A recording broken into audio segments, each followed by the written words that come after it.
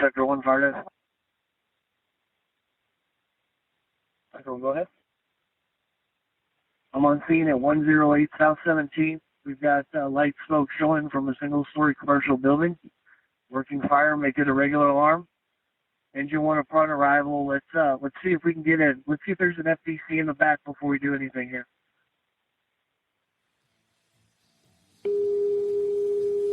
That's right.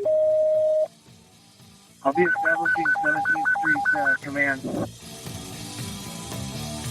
Regular alarm at 108 South. It's not enough to fill me up.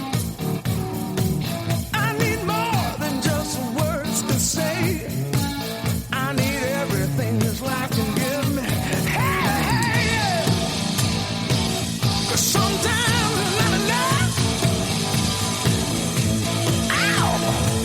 Come on, baby. Close your eyes, let go. This can be very. Well, hello, folks. Welcome back to Justifiably Proud Productions. I'm your humble host, Jim Farrell, and I'd like to welcome all of our listeners today. Thanks for being here with us. I got my dog Dolly with me today. Dolly, can you say hello? Can you say hello? There you go. Good girl. Dolly will be spending some time with us while we do this show. She's one of those rescues, but it's one of those like who rescued who type thing. Anyway, welcome back to the show, Justifiably Proud Productions. Remember, if you have something you'd like to share with us, please email me at justifiablyproudproductions@gmail.com, and we'll gladly listen to any suggestions you have, or maybe suggestions for a guest or suggestions on a topic. So on the platform that I'm on for doing the podcast stuff, the platform allows me to see where the downloads are coming in from around the globe, actually. And I'm sitting here looking at this globe tonight, and I've been thinking about all week the kind of content we were going to try to have this week. This is the last show we'll probably have in February. But I'm looking at the map of this globe, and so many downloads from North America, couple from Asia, but I'm noticing more and more are coming from Europe, and I'm sitting here looking at this map thinking, man,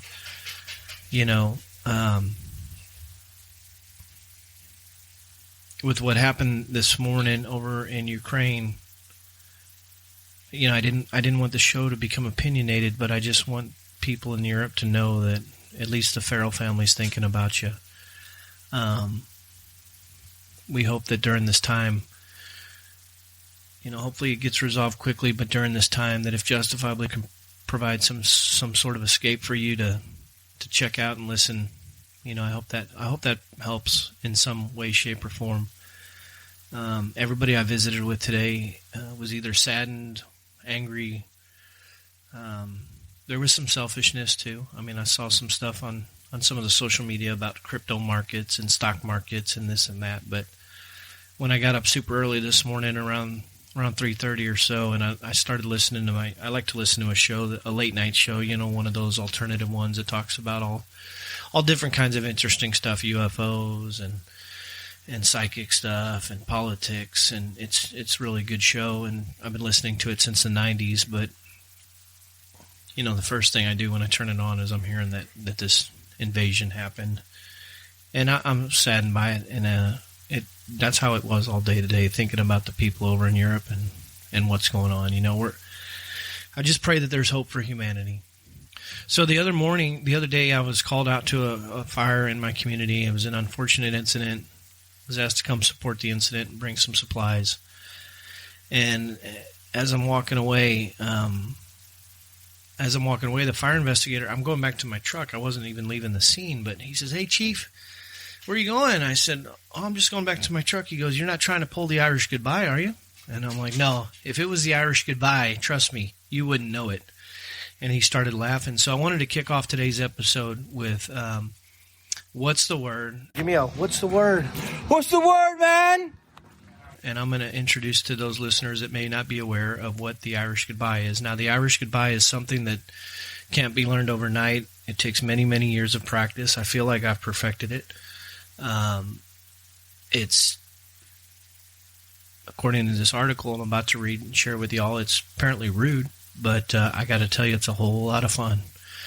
So according to ABC News, the Irish goodbye, which I guess nowadays to the kids is called ghosting, it's still frowned upon by etiquette experts. According to this article in 2014, it says it's a slang phrase rumored to have originated in the Northeast. An Irish goodbye refers to a person ducking out of a party, social gathering, or very bad date without bidding farewell. Other common names for the same type of silent departure include the French exit and Dutch leave, all of which hint at negative ethno-cultural stereotyping. But one possible theory behind the Irish goodbye nickname offered on hub pages infuses it with historical significance.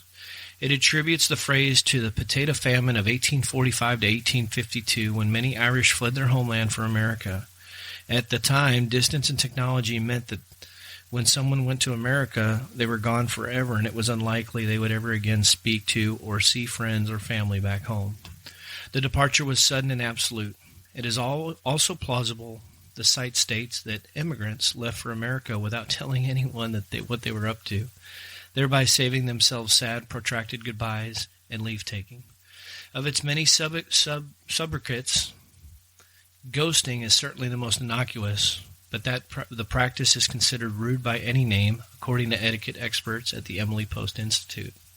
As you're leaving a party, make sure to say goodbye and thank you to each one of your hosts, advises the Emily Post Institute in its online party manners primer. If they're not by the door, seek them out and thank them personally before you go. Still, not everyone agrees.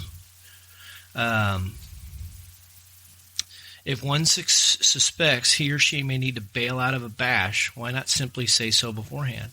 Again, the Emily Post Institute suggests that clear communication would help prevent hurt feelings. Well, let me tell you, folks, just like in preparing for disaster, you need to have an exit strategy, and you need to have two ways out. I'm always impressed with getting on an airplane, and they always tell you that your nearest exit may not be in front of you, it may be behind you. And I'd like to encourage individuals, when you're at a sporting event, a nightclub, church, there's a lot of people jam-packed, that you have an exit strategy, always. And sometimes the best way to leave is the Irish goodbye.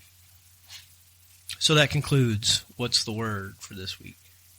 Continuing on and thinking about what I wanted to, what kind of content I wanted to have this week. Been reflecting a little bit about the time I spent growing up in St. Louis, Missouri, along with my career time as a firefighter. And I just wanted to share a little bit about an interesting, what is now a mascot of the St. Louis University. It's known as the Billiken, and there's some significance to the Billiken. I'm going to read to you a little bit off of the St. Louis University website, and trust me, I mean, you're going to be like, what the heck's a Billiken? But you'll see where I'm going with this. What is a Billiken? The Billiken is a mythical good luck figure who, before he was the St. Louis University's mascot, he was a national sensation, a figure who was reproduced as dolls, marshmallow candies, metal banks, hat pins, pickle forks, belt buckles, auto hood ornaments, salt and pepper shakers, bottles, and more. To buy a Billiken back in the day gives the purchaser luck, but to have one given to you is better luck. No one is sure exactly when the Billiken first became linked to St. Louis University. So I remember asking my dad. My dad was an alumni of the St. Louis University High School, and I remember asking him, what does the Billiken represent, Dad? Because it was a big part of the World's Fair in let me not mess this up. Well, let me just say that Florence Pretz, a Missouri art teacher and illustrator, patented her design for an image of the Billiken in 1908. Miss Pretz later told the St. Louis Post-Dispatch, "I concluded, if there is a chance that we shape our own lives and my clay was mine to fashion as I would, I might as well make an image which embodied hope and happiness to sort of live up to." So reading on about the Billiken, here's the kicker. When I asked my dad, what does it mean? He said, it means the way things ought to be. And it says that right here on this website. What is a Billiken? The Billiken is a mythical good luck figure who represents things as they ought to be. So fast forward many years, 22 years into my final destination for my career.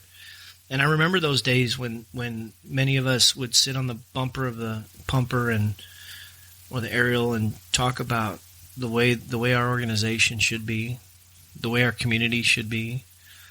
For many of us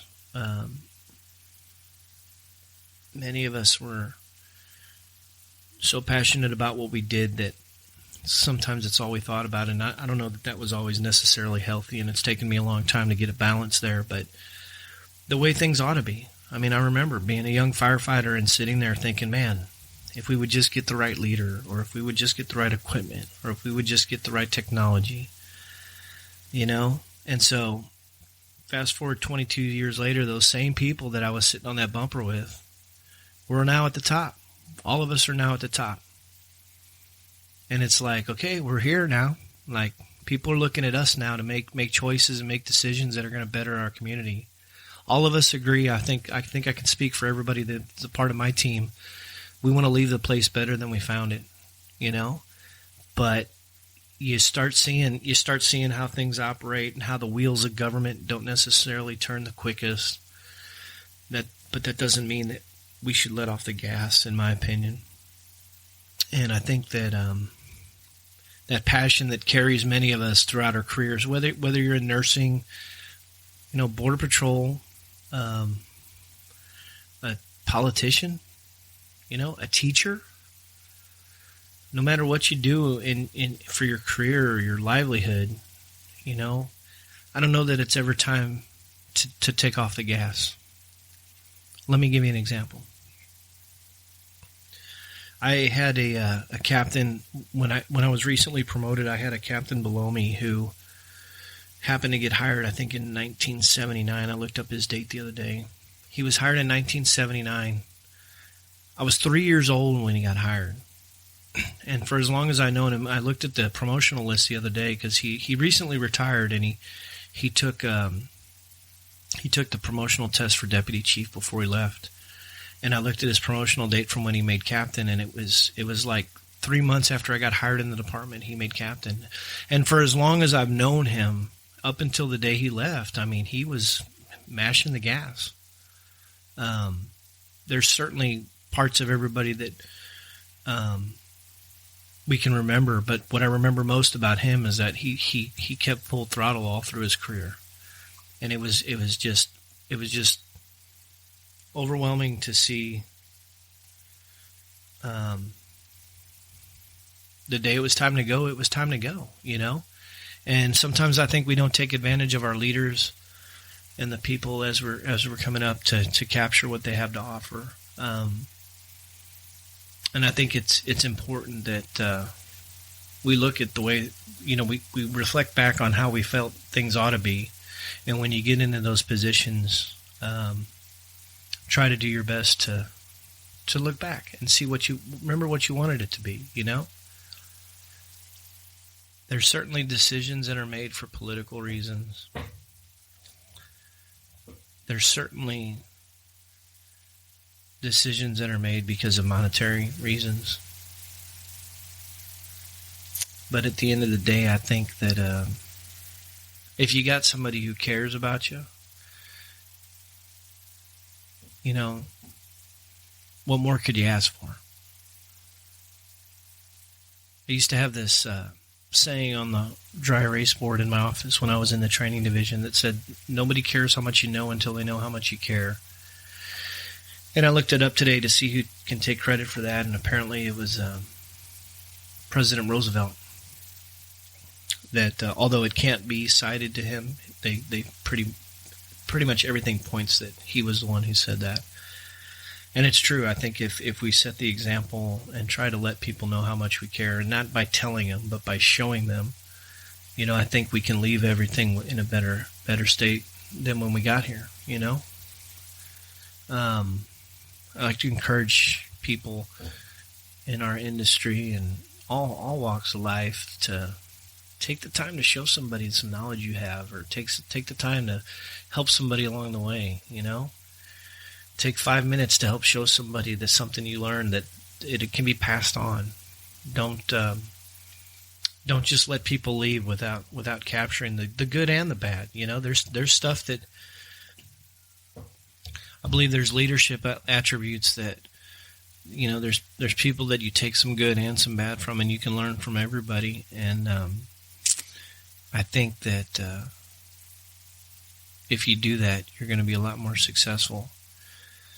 So as I leave you here tonight, I'd like to just challenge you to take the moment to think about the way things ought to be.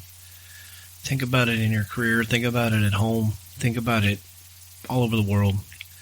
And see if there isn't something you can do to help somebody along the way. Ladies and gentlemen, remember your escape routes. Don't forget the Irish goodbye. And we'll see you next time on Justifiably Proud Productions. Take care now. Good night.